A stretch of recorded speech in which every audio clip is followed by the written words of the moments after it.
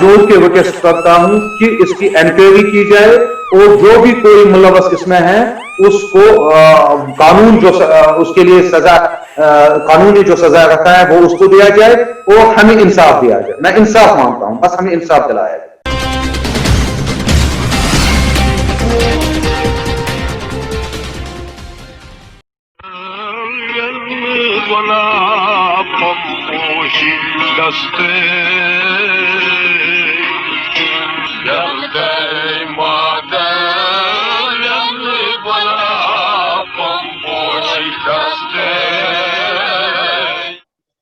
We have just seen a clip of one of the most famous and recited hymn of Lord Shiva. The feature of this film, which most likely has made it immortal, lies in the fact that this hymn was written by Shri Krishnaju Razdan, a Kashmiri Hindu, and composed and sung by Janab Tibet Bakal, a Kashmiri Muslim. This was Kashmir which cut across all religious intolerance, upholding compassion, love, and mutual coexistence. The Kashmir of yesteryears. Let us now show you another clip. This is Kashmir of today.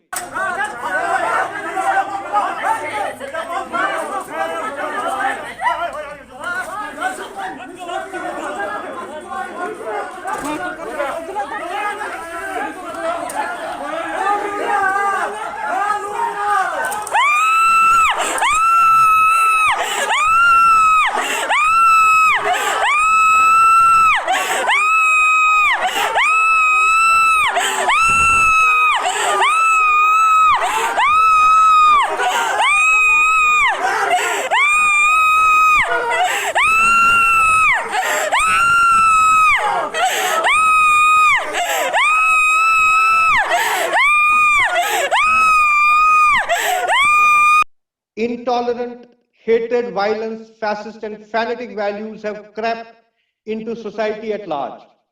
This picture is rampant in Valley of today, and we came across a very glaring example of this fascist and fanatic mindset.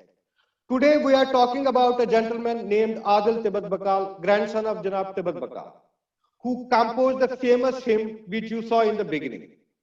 Adil has to face the wrath of religious bigots just because he has decided to carry forward the legacy of his illustrious grandfather. Just because he chose music and santoor as an instrument to express his passion, just because he chose to be the follower of same Guru Shishya Parampara, teacher-disciple tradition which stands as an epitome of all knowledge and learning, which has transformed the world from barbaric to civilized. Adil Bakal is currently serving as head of the Department of Santoor, University of Kashmir. He has various publications and papers credited to his name like the Santoor of Kashmir, Sufiana Music, Muqams and Ragas.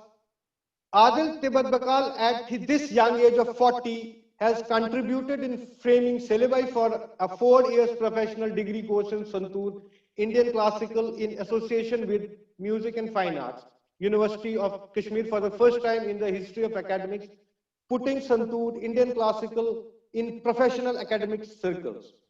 Viewers would be astonished to know that nearly 100 students have already graduated and have completed these various professional courses. Adil has performed on All India Radio, Doordarshan, besides all major platforms, displaying his instrument Santoor and his passion for it. Adil in his own right and being the beholder of Tibet Bakal tradition adds more feather to his versatility. Let us connect to Adil and know about his passion and the persecution he has to face to pursue his passion. Adil Saab, Epilogue welcomes you to this interaction. हम जानते हैं आप एक legacy को, एक tradition को follow करते हैं, रिप्रेजेंट करते हैं. हमें पहले इस ट्रेडिशन के बारे में थोड़ा बताएं ताकि हमारे देखने वाले और जानकारी हासिल कर सके. सबसे पहले मैं आदाब अर्ज करना चाहता हूं आपकी पूरी टीम के लिए. ये जो आपने मुझे दावत दी इसके लिए मैं I am highly thankful of your good self and your all the team. ये जो लेगेसी है सूफियाना की, सूफिज्म के नाम से जिसको कश्मीर में जाना जाता है, सदियों से ये रिवायत चली आ गई है कश्मीर में. कुछ नामासाइद हालात होने की वजह से इस पे बहुत असर पड़ा, इफेक्ट पड़ा इस पे। जो कुछ यहाँ पे कुछ अलग थॉट रखने वाले लोग हैं जो इस सूफिज्म को मानते नहीं है, सूफिज्म चलाने वालों का साथ नहीं देते हैं, बल्कि उनको हर्डल्स क्रिएट करते हैं कि इस लेगेसी को, ये जो सूफिज्म यहाँ का है या कश्मीरी में हम इसको रिश्वर कहते हैं, यहाँ पे हर किसी मजहब का जो है बंदा रहता है, चाहे कश्मीरी पंडित हैं, मुस्लिम्स हैं, सिख बरादरी हैं, क्रिश्चियन हैं। यानी मेरा ये कहने का मतलब है जैसे जैसे हमारी कंट्री हिंदुस्तान में हर किसी फिरके का बंदा रहता है जो भी किसी मजहब का है, क्योंकि सेक्युलर हमारा ये जो मुल्क है सेक्युलरिज्म को बढ़ावा देता है। तो कश्मीर में भी वही एक सेक्युलरिज्म सदियों से चला आ रहा है। लेकिन ये जो सूफियाना है इसमें इसके मुतलिक मैं थोड़ा आपको बताऊंगा। सुल्तान जैनुल आबदीन रहमतुल्लाह अलैह के वक्त से इस सूफियाना को ज्यादा अरोज कश्मीर में मिला। तो ये सूफियाना महफिल होती रहती थी। तो टाइम चलता गया, टाइम के साथ साथ जितने भी कश्मीरी उस्ताद, चाहे पंडितों में उस्ताद थे चाहे मुस्लिमों में उस्ताद थे, इस परंपरा को, इस सूफी ट्रेडिशन को, इस रिवायत को वो आगे लेते रहे। तो आज तक के दौर में भी ये चलता रहा है। कुछ इंस्ट्रूमेंट्स जो हैं वो ईरान से यहाँ पे आए हैं, संतूर का जैसे मशहूर है, संतूर ईरान से यहाँ पे आया हुआ है। लेकिन यहाँ पे मैं ये बात वाजिया करना चाहता हूँ, अभी जो संतूर हमारे कश्मीर में बज रहा है, जो संतूर अभी देखने को मिल रहा है, ये उस वक्त के उस्तादों ने, चाहे वो पंडित फैमिली से थे, कश्मीरी पंडित फैमिली से थे या कश्मीरी मुस्लिम फैमिली से थे, ये उनका आर्किटेक्ट दिया हुआ इंस्ट्रूमेंट है। के साथ ये बात कहना चाहता हूँ यहाँ पे, इस इंस्ट्रूमेंट को सीना बसीना सिखाया जाता था कश्मीर में। कोई मतलब एकेडमिक इदारा ऐसा नहीं था, कोई कॉलेज नहीं था, स्कूल नहीं था, यूनिवर्सिटी नहीं थी जिसमें इसको एकेडमिकली टीच किया जाए, पढ़ाया जाए। जैसे सितार हमारा है Indian classical, vocal Indian classical है, ये तबला इंडियन क्लासिकल है, पेंटिंग है, अप्लाइड आर्ट है, स्कल्पचर है, इन चीजों को सिखाया जाता था। लेकिन संतूर जो है ये किसी जगह एकेडमिकली सिखाया नहीं जाता था। लेकिन कश्मीर यूनिवर्सिटी को ये प्रिविलेज हासिल है कि उन्होंने मुझे बताया कि आप इसमें बाज़ाब्ता एक सिलेबस तरतीब दीजिए, जैसे तिब्बत बकाल साहब ने मिड 60s मिड 70s में दिया था, फिर 82 तक वो चलता रहा। One of the subject college में सूचना के लिए उन्होंने उस टाइम बनाया था। तो फिर वो काम मैंने by the grace of almighty हाथ में लिया। हमने एक्सपर्ट्स को पूरे अपनी कंट्री से, मैं जितने भी एक्सपर्ट्स हैं इस सब्जेक्ट के रिलेटेड, दिल्ली से, जम्मू से, बेंगलोर से, बम्बई से, उनको बुलाया। Kashmir university board of studies meeting होती रही और उस वक्त के वाइस चांसलर साहब खुर्शीद अंद्रावी साहब ने भी बहुत सपोर्ट इसमें मुझे किया। डीन एकेडमिक अफेयर्स उस वक्त के एम शाह साहब, मोहम्मद अशरफ वानी साहब, controller examination, dean academic affairs, law department से अयूब साहब, सलाम साहब, इन सबों ने, जो मेरी अपनी हेड है उस वक्त की शाइका मोहित जी, उसके बाद प्रोफेसर आसिफा जान, डीन सोशल साइंस, उन्होंने बहुत सपोर्ट किया कि ये डिपार्टमेंट जो है, ये इंस्ट्रूमेंट संतूर जो है, ये एकेडमिकली आगे चले। तो बाज़ाब्ता फिर बोर्ड ऑफ स्टडीज में, गवर्नर बॉडी में इसका जो सिलेबस है वो पास किया गया और 2 सिलेबस मैंने तरतीब दिए, एक संतूर इंडियन क्लासिकल के लिए, एक सूफियाना कश्मीरी क्लासिकल म्यूजिक के लिए। और 2 डिपार्टमेंट कश्मीर यूनिवर्सिटी में इंट्रोड्यूस हो गए 2015 से। और अल्हम्दुलिल्लाह अल्लाह ताला के करने से, आप लोगों की ब्लेसिंग से एक बैच वहां से निकल गया। बल्कि जो बाकी पीजी डिपार्टमेंट्स में हैं, पीजी डिपार्टमेंट्स हैं जिसमें लड़के लड़कियां मुख्तलिफ कोर्स पढ़ रहे हैं, कोई साइंस में है, कोई आर्ट्स में है, कोई लॉ में है, कोई कॉमर्स में है, तो वो भी पिछले 3-4 साल से इलेक्टिव्स के तौर पे ये वन ऑफ द सब्जेक्ट इस इंस्ट्रूमेंट को ले गए हैं। तो ये इलेक्टिव कोर्स करके मोर देन 100 स्टूडेंट्स इसमें उसमें भी निकल गए जो पीजी लेवल के थे। और अंडर ग्रेजुएट कोर्स में भी पहला बैच इस साल निकल गया और भी बच्चे आ रहे हैं जो इस इंस्ट्रूमेंट को सीखना चाहते हैं और इसको आगे ले जाना चाहते हैं। इसमें अभी हमारे पास जो रिपोर्ट्स हैं कि आपकी फैमिली, आपको थ्रेटन किया जा रहा है, फैसिस्ट फैनेटिक फोर्सेस जो वहां प्रेवलेंट है वैली में, उसके बारे में कुछ बताएंगे आप हमें? बिल्कुल, ये वाजिया हकीकत है और ये अनफॉर्चुनेटली ऐसा नहीं होना चाहिए था, नहीं होना चाहिए था। क्योंकि कश्मीर जो है, कश्मीर में एक कंपोजिट एंड प्लूरलिस्टिक कल्चर रह चुका है। यहाँ न हिंदू था, न मुस्लिम था, न सिख था, न ईसाई था, बल्कि ह्यूमैनिटी को बढ़ावा दिया जाता था। या जन इस कश्मीर पर बॉय बंद छुआना। अनफॉर्चुनेटली 22 अक्टूबर को मेरे छोटे भाई की मैरिज थी, 22 अक्टूबर 2020 मेहंदी रात थी। तो उस दिन हमारे घर में लूट मार, मारपीट जो कुछ सल्फिया गूंज जो सोगा के हैं उन्होंने किया। और यहाँ पे जो भी हमें कैश था, गोल्ड था या कोई वैल्यूएबल आइटम्स थे वो उन्होंने लूट लिए। तो सिर्फ इसके पीछे जो वजह है, इसके पीछे ये वजह है कि आज मुझे तिब्बत बकाल साहब की पैदाइश जो हुई है 1914 में हुई है, आज तक 106 साल गुजर गई। तब से 106 साल में कोई मुस्लिम किसी जमात से भी, कोई किसी भी जमात से ताल्लुक रखता हो, कोई भी मुझे, या कोई कश्मीरी पंडित नहीं, कोई हिंदू नहीं, कोई सिख नहीं, किसी मजहब का भी कोई बाशिंदा मुझे ये कहने नहीं आया, मेरे फादर साहब को ये कहने नहीं आया कि तिब्बत बकाल साहब जो है, जो थे वो नॉन मुस्लिम थे, उनका कोई मजहब नहीं था। जिस लाइन पे तिब्बत बकाल साहब चल रहे थे, जो लाइन उन्होंने अडॉप्ट की हुई थी, Sufism line, devotional poetry, devotional music, वो किसी जगह कोई मानी नहीं रखता है। उसके बाद kindly tell us in detail so that your voice reaches our global audience and the world comes to know what is ailing Kashmir. ये वाज़े तरीके से डिटेल में बताएं कि ये पहला ऐसा इंसिडेंट हुआ कि इससे पहले भी ऐसे इंसिडेंट्स आपके साथ होते रहे?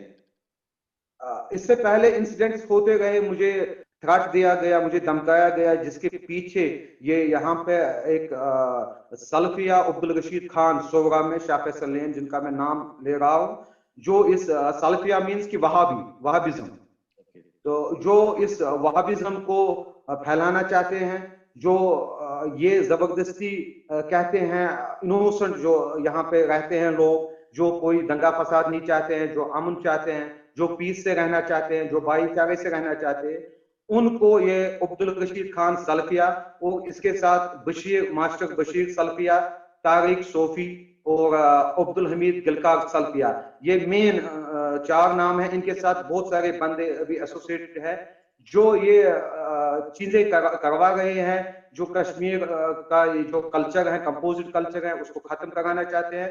दूसरा, ये जो इनकी वहाबिज्म की लाइन है, हमें मजबूर किया जा रहा है कि हम उस लाइन को फॉलो करें, जो इनके इशारे हो हम उन इशारों पे चले।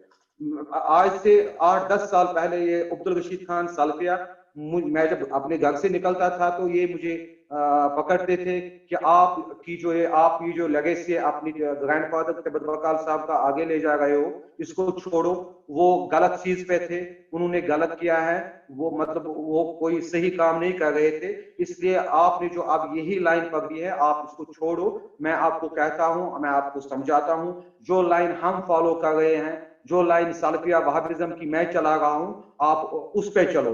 हमारी अलग सी मस्जिद है ये सल्फिया मस्जिद, आप वहां नमाज पढ़ने आओ, अपने माँ बाप को वहां लाओ, अपने भाई को वहां लाओ, तो आप सीखोगे कि सही क्या है। जो आप कर रहे हो आप गलत कर रहे हो। तो जो आप यूनिवर्सिटी में जॉब कर रहे हो, आप उस जॉब को छोड़ो, वो जॉब जायज नहीं है, उस जॉब का करना अच्छा नहीं है। या आप यूथ को इस ट्रेडिशनल जो हमारा ये सुनते हैं इसके मुताबिक बता रहे हो, कि ये चीजें ऐसे मुझे थ्रेट दिए जा रहे थे, मतलब 8-10 साल से।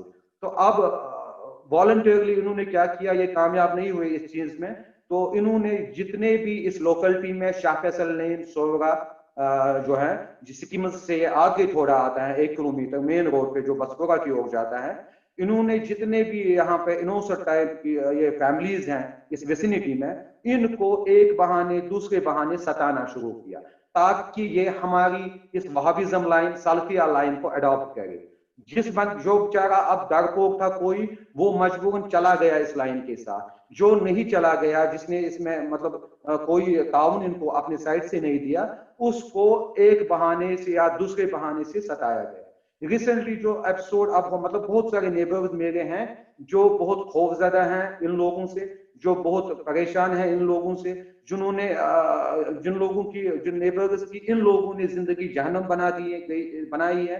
रिसेंटली एक यहाँ मीटिंग हुई हमारे घर में, हमारे इस एपिसोड पे जो 22 अक्टूबर को पेश आया, 22 सारा मोहल्ला जो 22 अक्टूबर को एग्जैक्टली क्या हुआ? 22 अक्टूबर को ऐसा हुआ कि मेरे भाई की मैरिज थी, उस दिन मेहंदी रात थी। ये सवेरे मेरा छोटा भाई अपने फादर के साथ मतलब हम जिस दिन कोई खास ओकेजन होता है तो हम आस्थानों पे, या ज्यादा सबसे बड़ा जो हमारा यहाँ पे है दरगाह हजरत बल है, हजरत बल श्राइन, ये वहां पे गए थे। वहां अल्लाह ऊपर वाले से का शुक्र बजा लाने के लिए कि ये दिन आया कि इसकी मेहंदी रात है, शुक्राना करने के लिए वहां गए थे। वहां से ये 11 बजे के आसपास वापस घर जब पहुंचे मेहंदी रात के दिन, तो मेहंदी रात के दिन जो ही ये अंदर आए तो ये जो सल्फिया गूंज अब्दुल रशीद खान और इसके जो बाकी फॉलोवर्स हैं वो एकदम हमारे घर के अंदर आए। मेरे इस भाई को पीटा, मारपीट की, मेरे फादर साहब को मारपीट किया, मेरी बहन को मारपीट किया, मेरी मदर को मारपीट किया, और जो भी कोई सामान, गोल्ड, पैसा, वो सब कुछ ये उड़ा के यहाँ से ले गए। तो इनकी प्लानिंग ऐसी थी, जो हमारा गेट है उस गेट को 2 बंदों ने बंद कर दिया, गुंडे अंदर आ गए, और जब उन्होंने इनको पकड़ा, मारना पीटना शुरू किया, उसी टाइम हमारे घर में जो ये टेंट हम देते हैं ओकेजन्स के लिए, वो टेंट वाला भी आया हुआ था। उसको गेट के बाहर कहा गया कि अगर आप ये टेंट वापस नहीं लोगे तो हम इसको जला देंगे, क्योंकि हमें इस मकान को ही जलाना है, आज हमें इसको जला के ही निकलना है। और उनमें से एक बंदा जो अंदर, बहुत सारे बंदे ये अंदर आए, वो अननोन फेसेस थे, कुछ को हम जानते थे। एक सोवरा में ये रहता है, गनई मिसगर माला सोवरा में, हमसे 1 किलोमीटर आगे रहता है, और उसका ये वाजिया कहना था कि मुझे तिब्बत बकाल साहब के घर को आग लगा के ही जाना है, मैं पेट्रोल लेके आया। तो उसको भी पकड़ने की कोशिश, आपने पुलिस को बुलाने की कोशिश नहीं की? जी, मैं यहाँ पे ये क्लियर करना चाहता हूँ, कुछ गेस्ट्स हमारे घर पे उस वक्त मौजूद थे, उनकी भी मारपीट की गई, उनको भी बख्शा नहीं गया। और वीडियो जो आप लोगों ने भी देखा होगा, वो वायरल वीडियो है सब जगह कि कैसे पीटा जा रहा है इनको।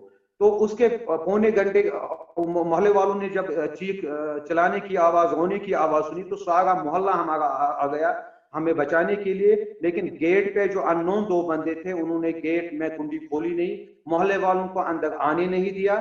फिर पौने घंटे के बाद लगभग सोवरा पुलिस स्टेशन से फोर्स आया।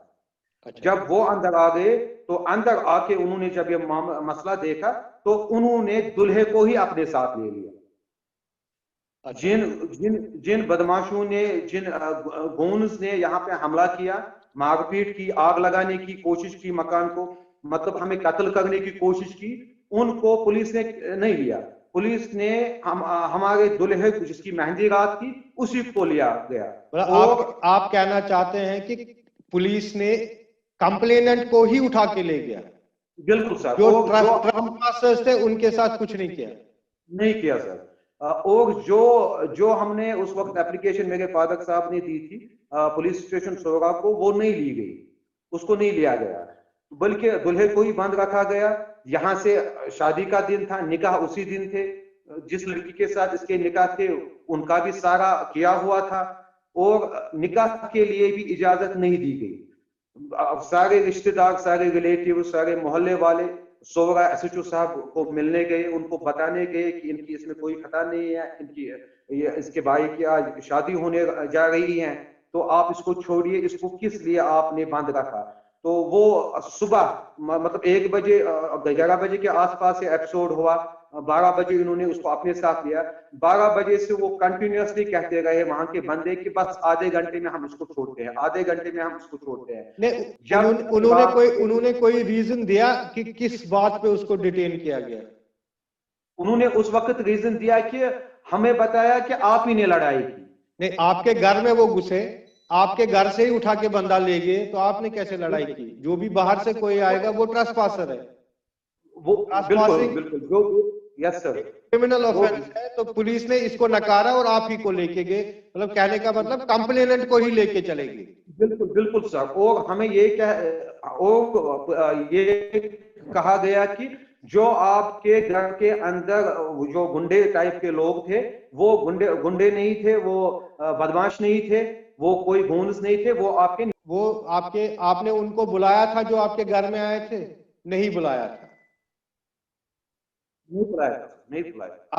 नहीं नहीं, वो ना हम उनको जानते हैं, ना हम उनको आप जानते, वो आपके घर में घुसे और आप पुलिस कह रहे कि आपके मेहमान हैं? बिल्कुल, पुलिस कह गए हैं कि वो आपके नेबर्स हैं। उन्होंने बयान हमने उनसे बयान लिया, उन्होंने बयान दिया कि हम इनके नेबर्स हैं, जबकि सिर्फ खाली एक नेबर है जो बंदा ये कराता है, सल्फिया अब्दुल रशीद खान। वो हमारे मकान के सामने उसका मकान है, इस साइड हमारा है, बीच में लेन है, लेन के उस साइड उसका मकान है।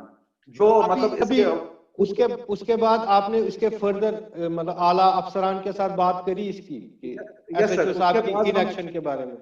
बिल्कुल।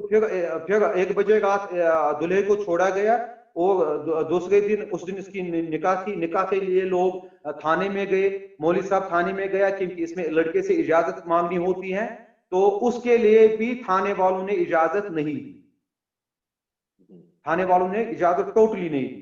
तो फिर वो दिन चला गया, मेहंदी रात चली गई, तो सुबह फिर दूल्हे को जाना था उनके यहाँ, वो वहां ये दुल्हन को लाने के लिए। तो वो गूंज जो थे वो हमारे इस लेन में घूम रहे थे। हम इसके भाई को दुल्हा बनने नहीं देंगे, उसको ये शादी को हम रोकेंगे, ये शादी नहीं होने देंगे, इस तरह से इनको तंग तलब करेंगे। फिर मेरे रिलेटिव्स ने, कजन ब्रदर्स ने, उन्होंने, वो मुझे समझ नहीं आता है कैसे इसको ऊपर से वो कपड़ा डाला सिर के ऊपर से, और किसी गाड़ी में उसको निकाला। फिर मुझे इतना पता भी नहीं है, मैं खुद गया नहीं, मैं घर में ही बैठा, क्योंकि ये हमें फिर से हमला न करे, जबकि मेरा भी इंपॉर्टेंट था भाई कि इस बारात में जाना। मैं जा नहीं पाया, बहुत सारे रिलेटिव्स यहीं पे बैठे। फिर मुझे पता नहीं किस गली में, किस कोचे में इसको वो दूल्हे के कपड़े लगाए गए, और ये वहां पे गया तो दुल्हन को वहां से लाया। इस दौरान आपने आला अफसर पुलिस के जो अफसर हैं उनसे आपने शिकायत नहीं की? इसके बाद जब सूरत वालों ने इस कंप्लेंट को नहीं लिया, तो उन्होंने बोला कि नहीं, वहां पे कुछ नहीं हुआ। उसके बाद हम एसपी हजरत बोल गए, एसपी ऑफिस। तो पूरा मोहल्ला जो मेरा है वो साथ था उसमें।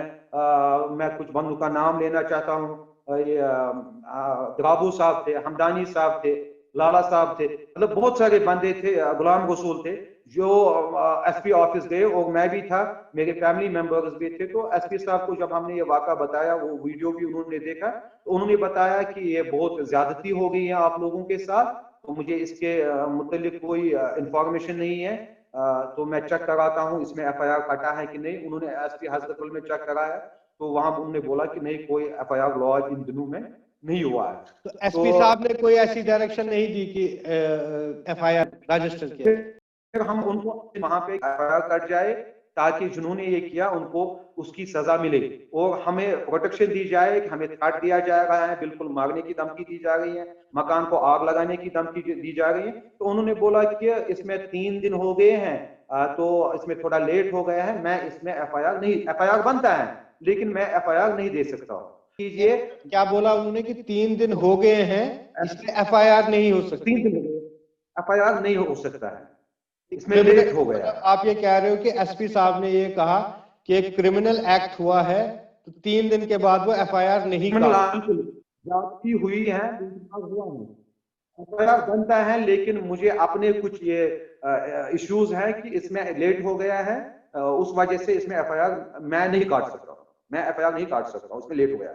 आप अब ऐसा कीजिए, 156 आप कुछ हैं, आप कोर्ट में जाइए, वहां से आप वकील कीजिए, जज साहब वहां से डायरेक्शन देगा एसपी साहब पे या एसएचओ सोगा पे, तो वो एफआईआर लॉन्च करेंगे। तो फिर यूजुअली हम 27 को कोर्ट में चले गए, 27 को इनके पास गए थे। वहां से फिर जज साहब ने जब वो वीडियो फोटोग्राफ सब देख दिए क्या क्या हुआ है इनके साथ, तो उन्होंने डायरेक्शन एसपी एसएचओ सोगा पे किया। उन्होंने लिखा एसएचओ सोगा पे, ये डॉक्यूमेंट है, जी ये 28 अक्टूबर को 2020 को हुआ। तो जय साहब लिखते हैं एसएचओ पुलिस स्टेशन कंसर्न सोवगा पार्क नेसेसरी एक्शन एज वैगन पे 28 अक्टूबर ही लिखते हैं। तो इस रिपोर्ट में ये लिखा हुआ है जो भी इसमें बंदे थे उनके नाम है, कुछ अननोन पर्सन थे उनके नाम हमें मालूम नहीं है। तो विद इन 2 डेज एसएचओ सोवगा को रिपोर्ट करना था। तो 1 महीने तक उन्होंने कोई रिपोर्ट नहीं की। कल इसका परसों 22 को 1 महीना हो गया। तो एसएचओ सोवगा ने कोई रिपोर्ट नहीं की, जबकि मैंने वहां के जो कंसर्न्ड अदर पुलिस ऑफिशियल्स हैं टेलीफोन पे उनसे बात की। उनको मैंने बताया कि ये जो एपिसोड हुआ इसके मुतालिक आपने पर्चा काटा, एफआईआर लॉन्च किया कि नहीं। मुझे वहां से वो फोन पे बताते हैं वहां तो कुछ नहीं हुआ, वहां क्या हुआ। मैंने बोला कि आप क्या बोलते हो वहां कुछ नहीं हुआ। बोला नहीं, आपके हमसाया जो आए थे उन्होंने बोला ऐसा कुछ नहीं हुआ, हम वहां पे गए पूछने के लिए, वहां सब ने बोला कुछ नहीं हुआ। तो मैंने बोला 1-2 नेबर्स के नाम आप मुझे बताइए जिन्होंने आपको ये बोला। वहां से जो नाम मुझे वो देते हैं, एक बंदा जुकुरा में रहता है यहाँ से 7 किलोमीटर दूर, एक बंदा हबाकदल में रहता है, एक बंदा किसी दूसरी जगह रहता है। न मैं उनको जानता हूं न मेरा वो कोई नेबर है उनमें से। तो जब मैंने इसको ये बात बताई, फिर लास्ट में मुझे वो पुलिस ऑफिसर बताता है कि अब जो होना था वो हो गया, तो आप ये मसला आप यहीं पे निभाओ, तो कोई जरूरत नहीं है कि इसको एफआईआर लॉन्च करे, इससे आपकी दुश्मनी ज्यादा इनसे बढ़ जाएगी। लेकिन जब एक पुलिस का बंदा ही मुझे बता रहा है कि आप इस मसले को रफा दफा करो, छोड़ दो, जबकि वो बिल्कुल मेरी फैमिली और मुझे कत्ल करने के लिए आए थे, जबकि वो मेरे घर को आग लगाने के लिए आए थे। तो एक पुलिस का बंदा मुझे ये कहना चाहिए कि आप हमने खुद ही उसको इस मामले को रफा दफा किया। ना कोई पुलिस का आदमी, जितने भी मेरे नेबर्स यहाँ पे है, यहाँ पर तकरीबन 200 फैमिलीज रहते हैं, 200 घर इस लेन में है, शायद ये बहुत बड़ी लेन है। तो किसी भी हमसाया के पास कोई पुलिस का बंदा नहीं आया पूछने के लिए कि इंसिडेंट क्या हुआ, आप लोगों ने क्या देखा। ना हमसे कोई पूछने आया कि आप लोगों के साथ क्या हुआ। आपसे ये जो वीडियो क्लिप है जो हमने भी अभी दिखाई, इस पे किसी ने वेरीफाई करने की कोशिश की, इसकी ऑथेंटिसिटी पुलिस ने या एसपी साहब ने या एसएचओ साहब ने ऑथेंटिसिटी वेरीफाई करी? इस पीरियड में 22 अक्टूबर से अभी तक आपको कोई थ्रेटनिंग या इस तरीके का कुछ डिफरेंट लग रहा है जो आपके ये थ्रेट जो कंटिन्यूसली आज के डेट तक भी मिल रहा है, वो हमें मतलब इस एपिसोड से पहले मुझे इस सल्फिया अब्दुल रशीद खान, मास्टर बशीर शाहदार, इन्होंने बताया था। मैं ड्यूटी निकल रहा था यूनिवर्सिटी की ओर, इन्होंने मुझे पकड़ा, इन्होंने मुझे बोला कि आपने हमारी लाइन को फॉलो नहीं किया, जो हम आपको कह रहे हैं आप लोग वो नहीं मान रहे हो, आप लोग नहीं कर रहे हो। तो ये क्या ये आपसे क्या मनवाना चाहते हैं, कौन सी लाइन मनवाना ये चाहते हैं कि मैं वहाबिज्म की लाइन एक्सेप्ट करूं, मैं इस लेगेसी को छोड़ूं, मैं जो ये संतोर जो मेरा प्रोफेशन है इसको मैं छोड़ूं, जैसे ये मुझे कहेंगे चलने के लिए वैसे ही मैं चलूं। ये मेरे ही साथ नहीं है, ये इन्होंने बहुतों के साथ किया है। कुछ लोगों ने बेचारों ने जबरदस्ती अडॉप्ट किया, कुछ लोगों ने नहीं किया। और जब मैंने इनको बताया कि अगर आप मुझे इस एपिसोड से पहले अगर आप मुझे ज्यादा तंग तलब करोगे तो मैं फिर मजबूर हूं अपनी आवाज आगे लेने के लिए। तो वहां से मुझे जवाब दिया इन्होंने कि अगर आपने गवर्नमेंट पुलिस या लॉ के कोर्ट में गए, आपकी और आपके घर वालों की लाश भी नहीं मिलेगी। जो मैंने एप्लीकेशन में एसपी साहब की नोटिस में भी लाया है, एसएचओ साहब की नोटिस में भी लाया है कि इन्होंने मुझे इससे पहले बताया कि अगर आप पुलिस के पास, कोर्ट के पास या किसी भी हुकूमती इदारे के पास जाओगे, ना आपके घर वालों की लाश मिलेगी ना आपकी लाश मिलेगी। अब्दुल रशीद खान सल्फिया, बशीर शाहदार और मास्टर बशीर शाह, अब्दुल हमीद गिलकार, तारिक सूफी, मतलब जो इसके मेन चेहरे हैं। आप हमारे माध्यम से कुछ अपील करना चाहेंगे सरकार को या आवाम को? मेरे मोहल्ले वालों ने एलजी एडमिनिस्ट्रेशन से रिक्वेस्ट, हैंड फोल्डेड रिक्वेस्ट की थी, या तो इस चीज को स्टॉप किया जाए, इसकी तहकीकात की जाए कि 22 अक्टूबर में को अगर इस तिब्बत बकाल फैमिली के साथ ऐसा हुआ, आज इनके साथ हुआ, कल हमारी फैमिलीज के साथ होगा, या तो इस जो मेन कल्प्रिट्स हैं उनको सजा दी जाए, उनसे पूछा जाए कि उन्होंने ऐसा क्यों किया। अगर ऐसा नहीं हो सकता है मेरे मोहल्ले वालों ने, मैंने भी हैंड फोल्डेड रिक्वेस्ट किया है एलजी एडमिनिस्ट्रेशन से, फिर हमें भी किसी जगह माइग्रेट ले जहां पे हम खुली सांस ले सकते हैं, जहां पे हम बच सकते हैं ऐसे गोंद से। मैं आपके माध्यम से भी ये कहना चाहता हूं कि इस मसले की पूरी इंक्वायरी की जाए, इस मसले को देखा जाए कि ये जो अननोन पर्सन, अननोन गोन्स यहाँ पे आए थे, क्यों आए थे, इन्होंने अगर लूटमार यहाँ पे किया क्यों किया, ये हमें बराबर थ्रेट दे रहे हैं और कोई एक्शन नहीं ले रहा है इन पे कि आप लोग ये क्या कर रहे हो। दूसरा, मैं और एक चीज वाजिया करना चाहता हूं, इसकी ये इन लोगों की जो यहाँ पे अक्सरियत है वो बहुत कम है। अब ये क्या करते हैं, ये फंड रेज करते हैं, फंड रेज करके ऐसा करते हैं, जब ये देखते हैं कि किसी फैमिली में कोई गरीब बंदा है जिसके पास हैंड टू माउथ गुजारा भी नहीं है, उसको ये 10 किलो का आटा लेके जाते हैं, बिस्किट लेके जाते हैं, वो मतलब ताकि इसको हमारे साथ आन लेजान बने, तो फिर उसी बंदे को इस्तेमाल करते हैं गलत कामों के लिए। यहाँ का कोई बंदा नहीं है, जितने भी यहाँ बंदे आए थे मैं उनको जानता नहीं हूँ, तो ये ऐसे ये काम अपना ये गैंग चलाते हैं। हवा कदल में कोई गुंडा है, गांधरबल में कोई गुंडा है, लाल चौक में कोई गुंडा है, आली कदल में कोई गुंडा है, उनसे ये कांटेक्ट में रहते हैं। फिर जब इनको किसी इनोसेंट फैमिली को तंग करना होता है, सताना होता है, तो उस वक्त ये सारे इकट्ठे होते हैं, तो ये ऐसे एपिसोड से अंजाम देते हैं। मेरी यही रिक्वेस्ट है, मैं हाथ जोड़ के रिक्वेस्ट करता हूं कि इसकी इंक्वायरी की जाए और जो भी कोई मुलव्वस इसमें है उसको कानून जो उसके लिए सजा, कानून ने जो सजा रखा है वो उसको दिया जाए और हमें इंसाफ दिया जाए। मैं इंसाफ मांगता हूं, बस हमें इंसाफ दिलाया जाए।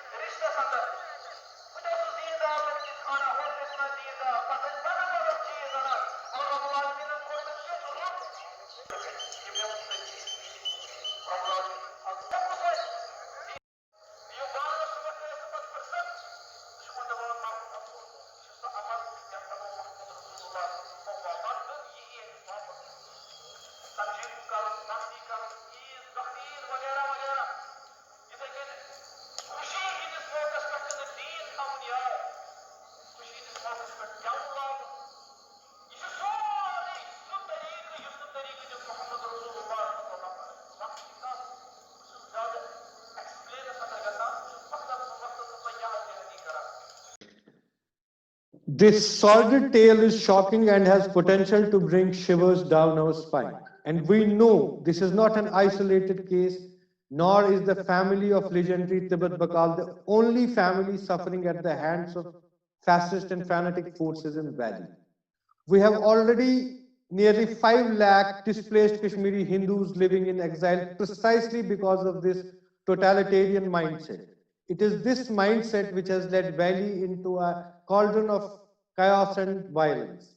Though the growing Wahhabi and Salafi school of thought is a matter of grave concern, but more grave concern lies in the apathy and indifference of law enforcement agencies. The averments made by Adil alleging the dereliction of duty by the concerned superintendent of police, refusing to register an FIR on the grounds of delay of 3 days is appalling. We leave it for the viewers to decide how long will the Wahhabi and Salafi continue to ruin Kashmir with their totalitarian mindset, and how long will the law enforcement agencies and administration at large continue to turn its back to such regressive order. We leave it here. Thank you for being with us.